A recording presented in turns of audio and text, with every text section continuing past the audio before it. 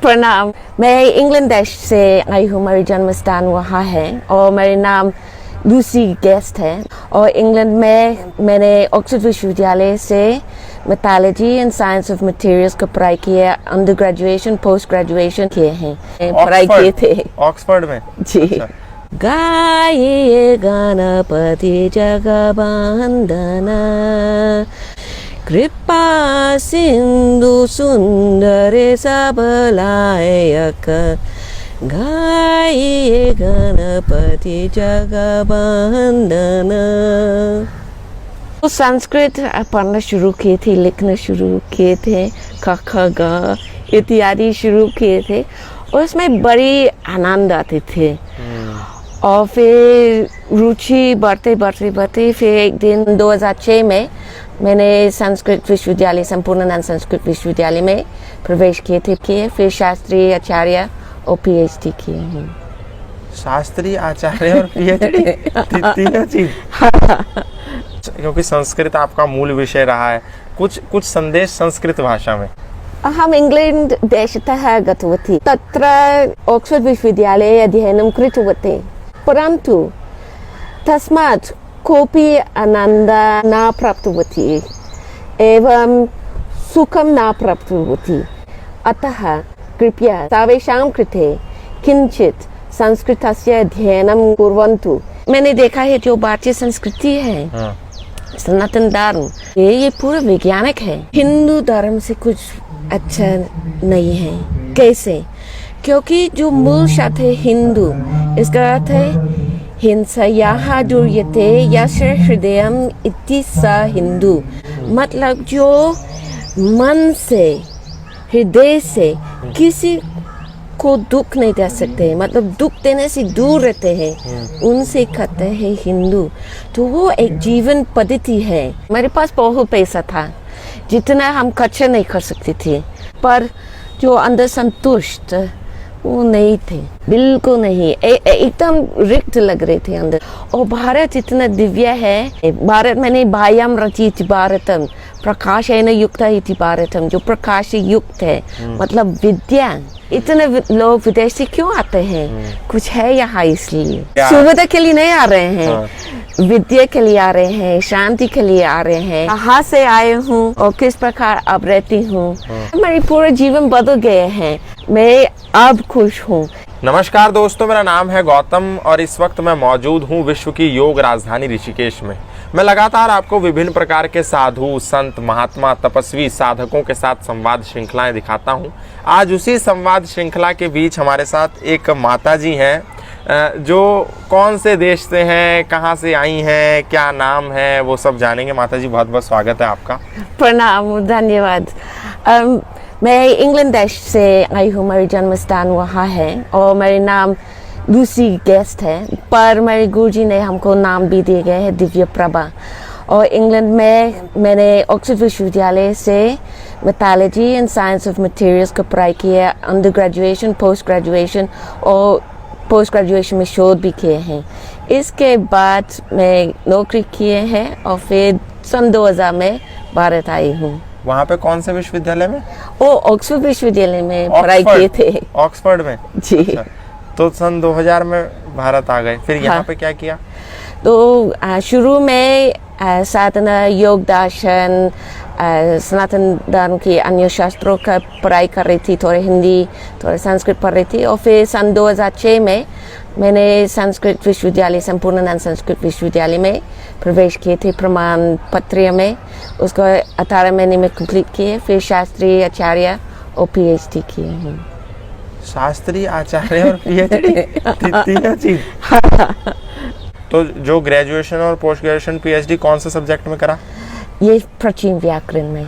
तीनों एक ही सब्जेक्ट। प्राचीन व्याकरण में ऑक्सफोर्ड यूनिवर्सिटी में पढ़ी हुई विद्यार्थी भारत में आकर दिव्य प्रभा बनी और दिव्य प्रभा बनने के बाद भारत के सबसे बड़े संस्कृत के विश्वविद्यालय से ग्रेजुएशन, पोस्ट ग्रेजुएशन और फिर पीएचडी कर लिया। भगवान की कृपा और हमारे गुरु के कृपा के द्वारा शास्त्री में एक स्वर्ण पदक है पूर्व शास्त्री के लिए, केवल एक है जी। तो उन लोगों की कृपा से हमको दिए गए थे उस सन में गोल्ड मेडल जी। तो आप माता जी क्या मतलब बड़ा आश्चर्यजनक सा है कि ऑक्सफोर्ड, हार्वर्ड, स्टैनफोर्ड ये 2-3 ऐसे विश्वविद्यालय हैं जो आज पूरे विश्व के सबसे बड़े विश्वविद्यालय माने जाते हैं, लेकिन लूसी को ऐसा क्या लगा कि इतने बड़े विश्वविद्यालय से पढ़ने के बाद सब कुछ छोड़ छाड़ करके और भारत में आके संस्कृत पढ़ रहे? तो मेरी बचपन में जब मैं 10 साल की थी, जैसे आप बोल रहे ऑक्सफोर्ड के बारे में, ये भी मेरे विचार थे। अच्छा। तो जब मैं 10 साल की थी मैंने कहा दादा से कि मैं ऑक्सफोर्ड विश्वविद्यालय में पढ़ाई करूंगी। अच्छा। तो मेरी दादा मेरी सिर ऐसे थोड़ा थप्पड़ मारा, वो पूछे आपको पता है कि विश्वविद्यालय क्या होते हैं? मैंने कहा नहीं दादाजी, पर मैं वही पढ़ाई जरूर करूंगी। अच्छा। और वही बहुत मेहनत करती हुई मेरे पहले दिन मतलब 24 घंटे के अंदर मैं अपने ऑक्सफोर्ड विश्वविद्यालय का कॉलेज रूम में बैठे हुए हमें लगा कि मैं क्यों इतना मेहनत किए, क्योंकि मैं सोची थी कि ऑक्सफोर्ड में जाऊंगी पढ़ाई करने के लिए, तो जो रिक्त स्थल था अंदर कि उसको पूर्ण लग जाएगा। पर हमारे पहले दिन हम समझ गए थे कि ऑक्सफोर्ड में पढ़ाई करने से जो मैं चाहती हूँ वो नहीं होगा।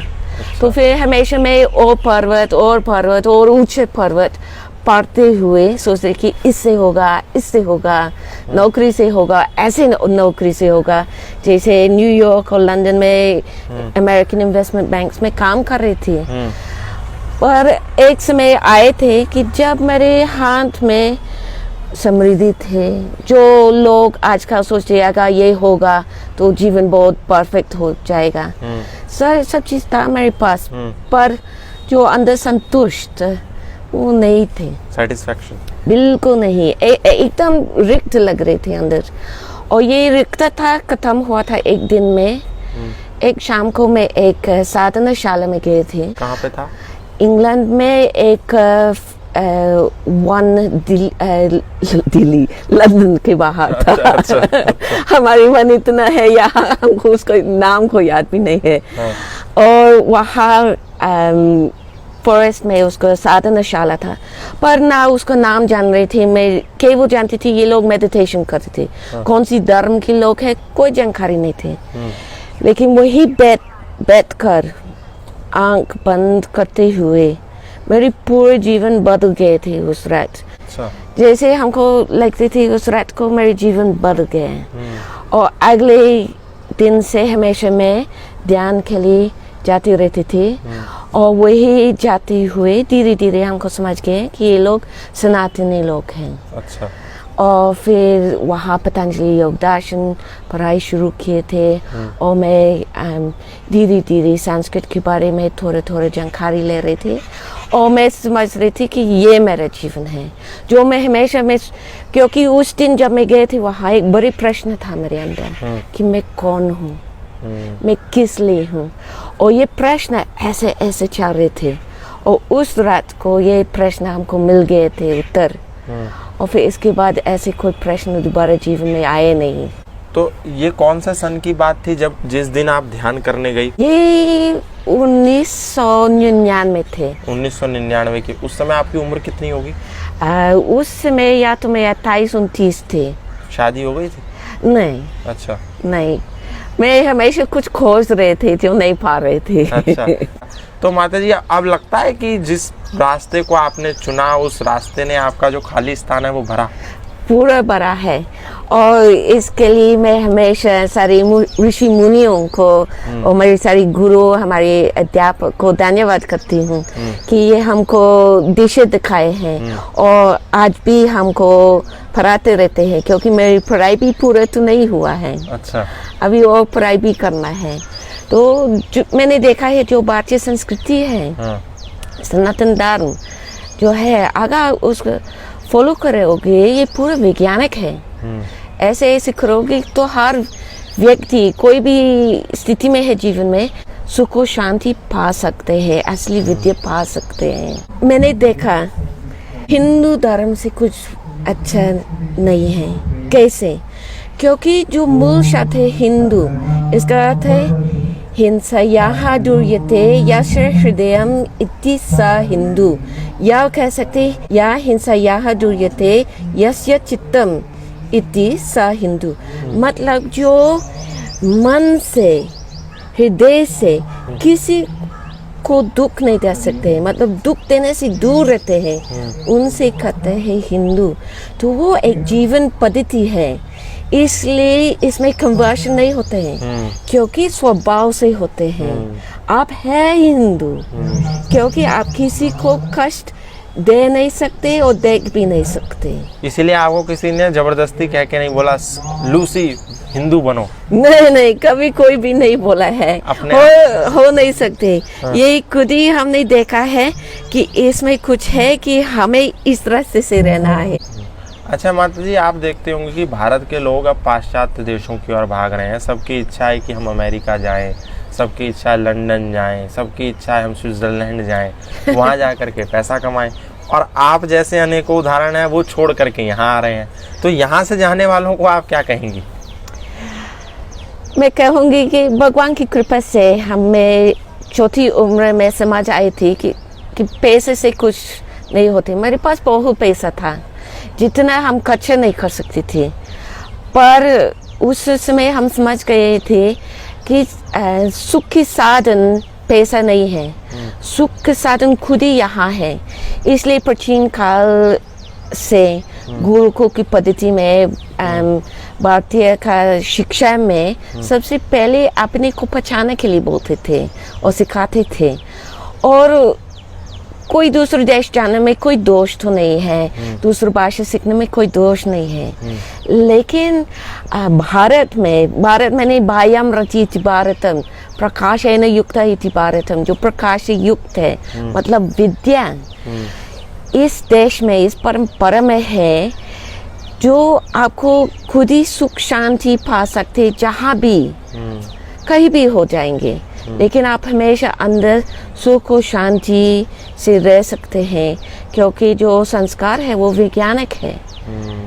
भारतीय धर्म वैज्ञानिक है पूरा, है ना। मेरी पूरे जीवन बदल गए हैं, कहाँ से आए हूँ मैं समझ आ रही हूँ, और किस प्रकार अब रहती हूँ। मैं अब खुश हूँ। इतना बड़ी स्तर पे थी, इतना बड़ी नौकरी कर रही थी, इतने बड़ी विश्वविद्यालय से किए, इतना अच्छे घर से आई हूँ, पर जो उसका कीमत है, वो चीज़ जो अभी मेरे पास है वो खरीद नहीं सकते हैं। बिल्कुल पूरा अमूल्य है। एक प्राण नहीं खरीद सकते हैं, एक सांस खरीद नहीं सकते हैं, जो प्राण देवता हमको देते हैं हर समय में। तो इससे अच्छा चीज़ नहीं है।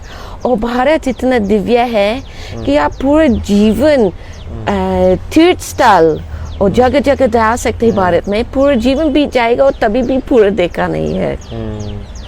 अलग अलग तरीके के लोग हैं, अलग अलग भाषा है, और फिर भी सामूहिक है, क्योंकि जैसे कहते वसुदैव कुटुंबकम, है ना, ये अनुभव मिलते हैं यहाँ पे।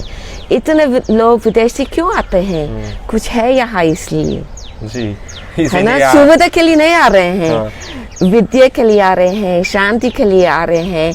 जो प्राचीन परंपरा जो दिखाई देती, जो आज जीवित है भारत में, जो अन्य देशों में नहीं है अब। माता जी, कौन कौन से ग्रंथों का अभी भारतीय संस्कृति के अध्ययन कर लिया? जैसे सबसे पहले पतंजलि योग दर्शन और भगवद गीता का अध्ययन कर रही थी, और इसके बाद फिर उपनिषद, पुराण, वेद, और फिर शास्त्रीय ग्रंथों जैसे संख्य दर्शन, व्याकरण में पूरा महाभाषा, पूरा काशिका, अष्टाध्यायी तो है, न्याय दर्शन, मतलब ये जो शब्द दर्शन होते हैं, मीमांसा, संख्या, योग इत्यादि। इसमें भी इतिहास भी पढ़ा है विश्वविद्यालय में, प्राचीन इतिहास भी पढ़ाई किए हैं। सब माता जी ने पढ़ लिया। माता जी, कोई वेद मंत्र बता करके कुछ लोगों को संदेश देंगी? मैं एक उपनिषद का करूंगी, क्योंकि मुझको लगता है कि इसमें सब कुछ है। जी। ओम पूर्णमितः पूर्णमिदं पूर्णात् पूर्णमुदच्यते पूर्णस्य पूर्णमादाय पूर्णमेवावशिष्यते। ओम शांति शांति शांति। तो माता जी, अब तो आपने पीएचडी तक कर ली, अब आपने कहा पढ़ रही हूँ, लेकिन और भी कुछ इसके अलावा कुछ कर रहे हैं? कहाँ रहते, कहाँ पे हैं?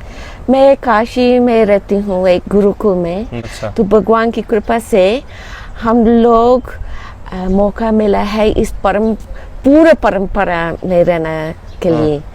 तो इस गुरुकुल में परंपरागत वेद अध्ययन होते हैं, शुक्ल यजुर्वेद, मदनीय शाखा और सामवेद, गौतम शाखा, और इसके साथ साथ ये सभी लोग व्याकरण और अन्य शास्त्रों पे प्राचीन पद्धति से अध्ययन करते। तो हम लोग इसी प्रकार रहना मिलते हैं जैसे पहले होता था। तो आप चला रही हैं वो वेदशाला? जी, हम लोग स्थापना किए थे। मैं सोच रही थी कि यही आके कि भारत में मैंने देखा ये शिक्षा महत्वपूर्ण स्थान है सभी लोग की दृष्टि में। जितने जो भी काम लोग करते हैं, सभी लोग सोचते हैं कि मेरे बच्चे पढ़ाई करेंगे, है ना, चाहे ट्रॉली चलाते हैं, चाहे बड़ी नौकरी करते हैं, सभी लोग एक लक्ष्य है कि मेरे बच्चे पढ़ाई करेंगे। लेकिन मैं देख रहे थे कि इस पढ़ाई होने के बाद सभी लोग सुख शांति नहीं पा रहे थे। तो मैं विचार कर रही थी और मेरी उत्तर था कि सभी लोग जो योग पद्धति से, जो संस्कृत पद्धति से, वो लोग अपनी पढ़ाई में नहीं मिल रहे थे।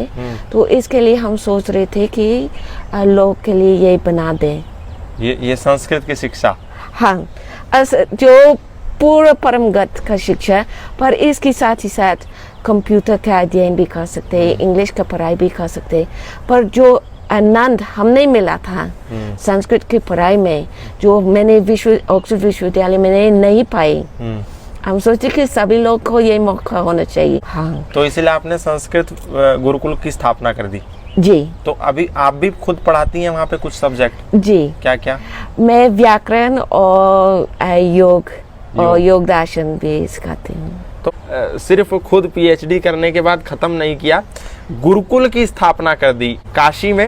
और मेरी पढ़ाई भी खत्म नहीं हुआ। अच्छा। मैं अभी दोबारा प्रवेश करना है पीएचडी में। कौन से विषय से? व्याकरण से दोबारा करूंगी, क्योंकि मुझे डीलिट भी करना है। अच्छा। और डीलिट केवल 3 साल के बाद कर सकते हैं। तो या तो पीएचडी या पोस्ट डॉक करेंगे संपूर्णानंद में। Double PhD? हाँ, और इसके बाद और भी करेंगे। अच्छा। ये खत्म नहीं होगा, बहुत और पढ़ना है। माता जी कह रही हैं खत्म नहीं होगा, और वास्तव में जो ज्ञान है उसका कोई अंत नहीं है। ज्ञान आप किसी से भी ले सकते हैं और ज्ञान की कोई सीमा नहीं है, कोई उम्र नहीं है। और माता जी का कहना है आगे भी और भी पढ़ना है, और भी पढ़ना है, और आगे पढ़ते जाना है। और जो विद्या ददाति विनयम विनयाति याति पात्रत्वाम पात्रत्वाम धनम आपनोति धनाद्वम ततः सुखम, वो जो परिभाषा है उसमें माता जी को आप फिट पाएंगे। किंचित मात्र भी घमंड और अहंकार नहीं है इनके जीवन में। माता जी, पाश्चात्य संस्कृति और भारतीय संस्कृति में क्या भिन्नता आपको अनुभव हुई इन 20 सालों में? 2000 में तो आ गई थी, अब तो 22 हो गया। जी, सबसे पहले मैं आपको बताऊंगी हम कैसे पहुंच गए थे यहीं, क्योंकि इसमें भी बात है। तो एक हफ्ते यही आने से पहले ब्रह्मर्षि विश्वात्मा बावरा जी अपने लंदन आश्रम में मुझसे पूछा कि आप कितने दिन के लिए आ रहे हो। तो मैंने कहा मेरे पास 1 साल का टिकट है और 1 साल का वीजा है। और पहले रात को मैं अकेली दिल्ली से आई थी हरिद्वार। मेरी पहली रात हरिद्वार नीलधारा के पास थी। अच्छा। सबसे पहले जब दिल्ली एयरपोर्ट पहुंच गए थे, मैं अपने सफेद कुर्ता पजामा पहन रही थी और मेरी बैकपैक था। अच्छा। और जब मैं पब्लिक बस में बैठ गए थे, एक सरदार जी बस चला रहे थे। अच्छा। और हमको देखकर वो बोलती यहाँ बैठिए। अच्छा। उन्होंने सीधे हमको निमंत्रण दिए थे। अच्छा। बैठिए। हम सोचे वाह, ये कैसे देश है यहाँ। अच्छा। है ना, लोग इतना अच्छे से बात करते हैं बीच में। हाँ। तो फिर मैंने हरिद्वार पहुंच गए थे शाम को, और मेरी हिंदी के लिए क्षमा करिए, कभी कभी गलत है। शाम को गुरुजी मुझसे पूछा तो कितने दिन तक रहोगे? अच्छा। तो मैंने कहा गुरुजी 10 साल रहूंगी फिर देखेंगे। अच्छा। ना मेरे पास कोई वीजा ना कोई साधन, हाँ। मतलब पैसा था मेरे पास, हाँ। इसमें दिक्कत नहीं था, लेकिन कैसे रहेंगे क्या करेंगे मुझे कोई आइडिया नहीं था। लेकिन यही आकर मैं लग रही थी कि मैं सांस ले सकती हूँ, मैं ऐसे लगते कि मैं अपने स्थान पर आ चुकी हूँ। मैं एक बता नहीं सकती। इसके बाद फिर अपने पिंजौर आश्रम में जाती हुई रोज शाम को गुरुजी भगवत गीता पढ़ाते थे। फिर मैं सोच रही थी कि हम खुद ही भगवत गीता पढ़ना कोशिश करूँगी। तो रोज सुबेरे मैं एक टेप लगाती थी जिसमें श्लोक सुनाई देते थे, और इसके साथ ही मैं गीता प्रेस का ऊपर देवनागरी लिपि थे और नीचे रोमन ट्रांसलिटरेशन। तो मैं कोशिश करती थी कि सुनती हुई पहले ये अक्षर जोड़ना, फिर धीरे धीरे मैं उसको उच्चारण कोशिश करना।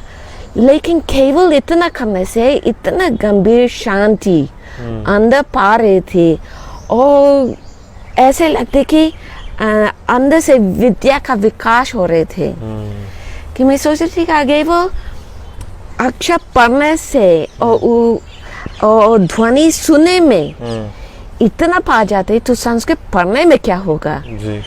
तो संस्कृत पढ़ना शुरू किए थे, लिखना शुरू किए थे, क ख ग इत्यादि शुरू किए थे, और उसमें बड़ी आनंद आते थे।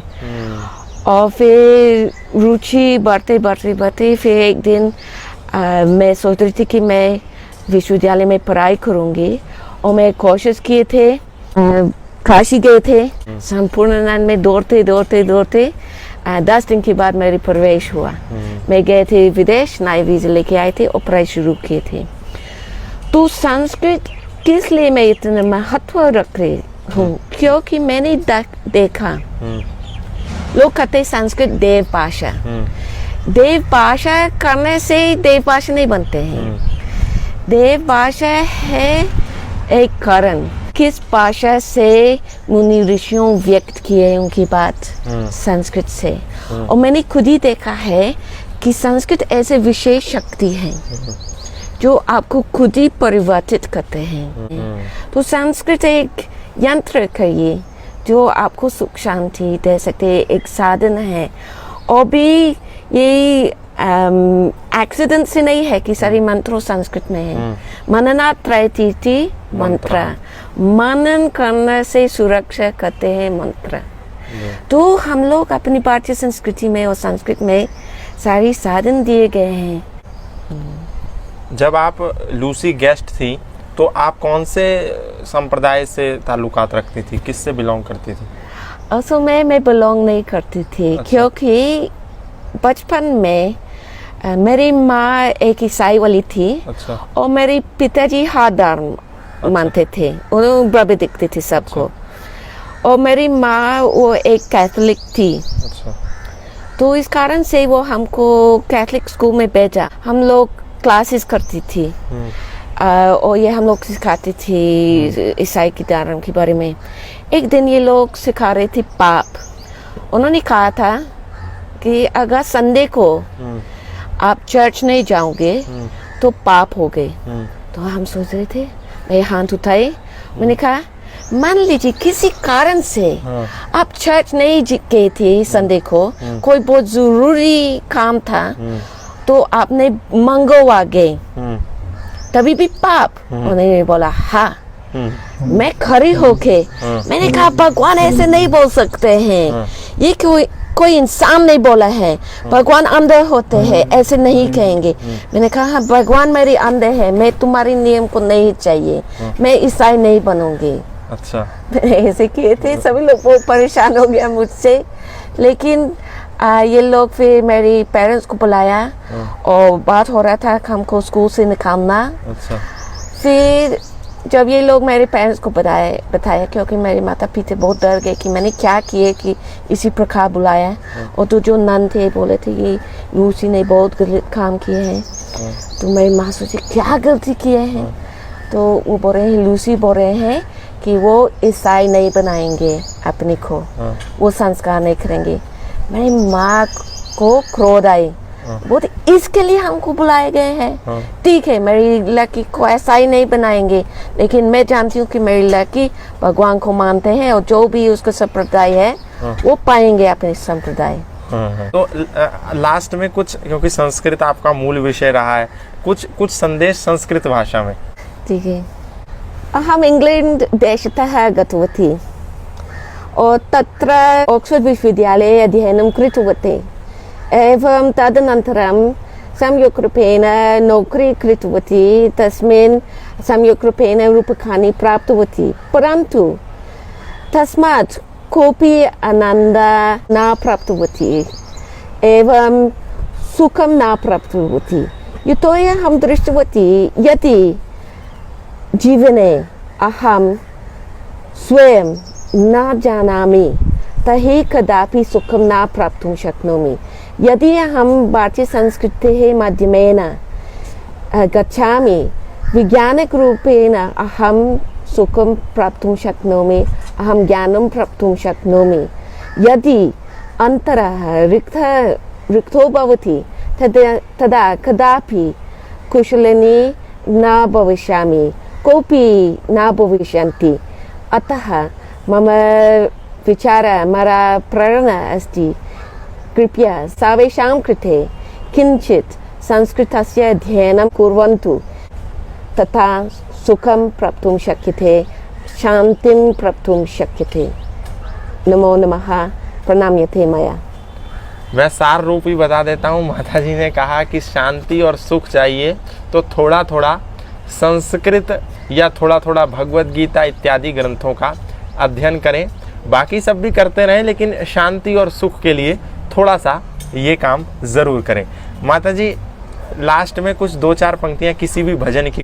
मैं ट्राई करूँगी। 1-2 पंक्ति है जी। गाइए गणपति जगवंदन, गाइए गणपति जगवंदन, सिद्धि सदन गजपदन विनायक, कृपा सिंधु सुंदरे सबलायक, कृपा सिंधु सुंदरे सबलायक, गाइए गणपति जगवंदन। माता जी लगातार आश्चर्य करा रही हैं, संस्कृत बोल रही हैं, भजन गा रही हैं और एक लंबा श्रृंखला ग्रंथों की अध्ययन भी किया है।